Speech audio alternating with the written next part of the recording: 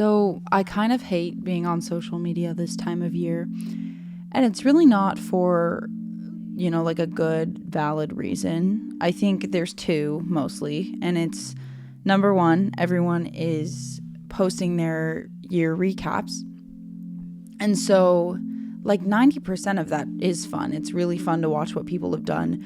But then there's the 10% that's like a little bit of jealousy. And then also sometimes you're thinking, with certain people, you're like, oh, why wasn't I here? You're looking for yourself in places and simultaneously kind of hurting your own feelings when it was like something that didn't bother you before. There hasn't been a lot of that this year, though. I think it's just watching recaps and being like, that's so cool. I wish that was me, right? Which is hypocritical because I've had so many great opportunities and continue to have so many great opportunities that I am 100% grateful for. And also I wouldn't trade them for the world. I wouldn't trade them for other things. I think the second reason that it's hard is because everyone's making their resolutions, and I love seeing people's resolutions. I really do. But I think I'm kind of hard on myself in regards to why I'm not setting the same kind of goals and how I should be trying to achieve the same type of things. I don't know if that makes sense, but it just feels like I get on there and I'm like, I must be the worst person on earth because I'm not doing what everyone else is doing. But then again, I don't want what everyone else has. So those are the reasons that I think I don't love being on social media right at the beginning of the year. Because it's just two ways that I can take it and judge myself and think that I'm not cool enough, which is not true. So I've done a lot of reflection over the past day or two or week. I mean, you think about New Year's resolutions for a long, long time before New Year's even comes up for some people.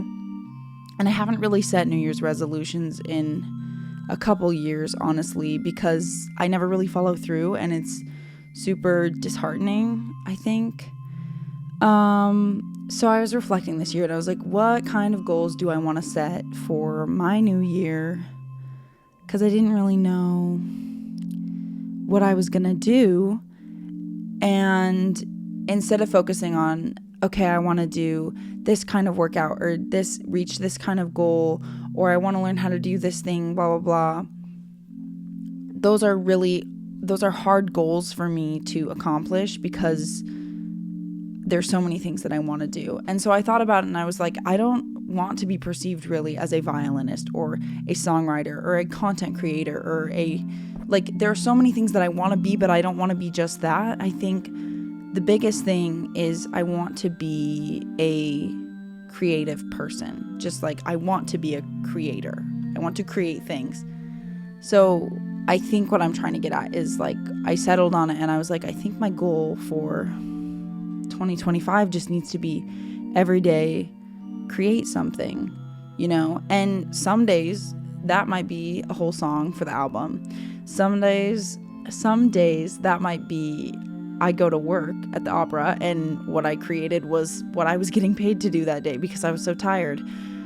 It might be sometimes I go to the practice room and I've created a phrasing or something for my violin. It doesn't have to be a ton, and I don't think I have to post about it every day, although I do think that would be cool. I think that honestly the most important thing is just to kind of keep a note or a journal or something where I write it down every day so that when I look back at the year, I can see 365 pieces of art that I've created every day. And I think that's the best way to set a resolution as someone who has so many goals that the world is so vast. So that, and then I'd like to post YouTube and content, but the only goal for every day of this year, the only thing I'll force myself to do, I think, is just create something every day.